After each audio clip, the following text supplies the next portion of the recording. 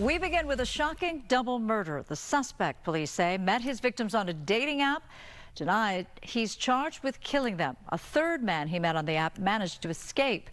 We've reported on the suspect before for wearing a rubber mask while burglarizing homes. Fox 11's Laura Diaz live in the Inglewood neighborhood where the suspect used to live. Laura. Yes, Susan, shock is spreading through this quiet Inglewood neighborhood, as you just reported. What we heard today from prosecutors, they allege that a man who lived in this neighborhood used a dating app to lure his victims and then murdered them. That's what the prosecutor's office is saying.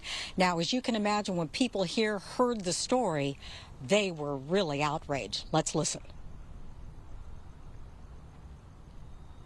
We had no idea. It was just a really quiet neighborhood. Never suspected something like that so close to home, literally across the street. Does it make you nervous? A little bit.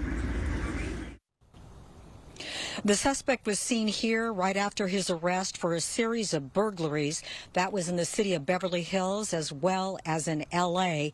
And as you referenced at the top there, Susan, he often wore a mask over his face. That's what prosecutors said, and that's why he was hard to detect initially. Now, we're talking about 34-year-old suspect Rockim Prowell. Prosecutors charging him with the murder of two men. In 2023, Robert Gutierrez, he met the suspect, according to authorities. His family reported him missing. His body has not been found. And also 2 years before that, Miguel Angel King. Now, Prowell is accused of shooting him dead and then stealing his vehicle. King's remains were found later in the Angeles National Forest. The authorities say that they have strong forensic evidence that they obtained. And again, looking at video that was shot here in Inglewood as people started to hear the story of what authorities are alleging.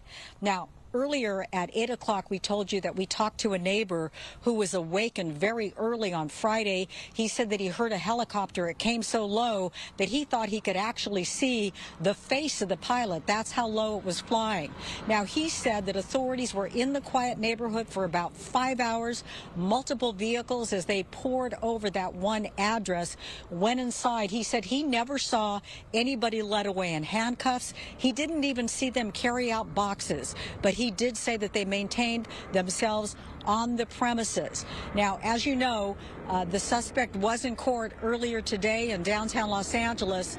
Our cameras were there, but they were not allowed to photograph the suspect. As far as the formal arraignment, that has been pushed to next month, October 16th.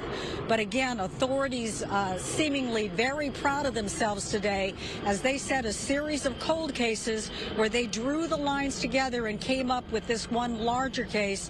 But this person is alleged to have murdered two men and attempted murder of a third, but somehow that victim, the alleged victim, was able to get away, and I'm sure will tell a harrowing story one day, but so far not hearing from that last victim. But that is the latest here from Inglewood, sending it back to the studio.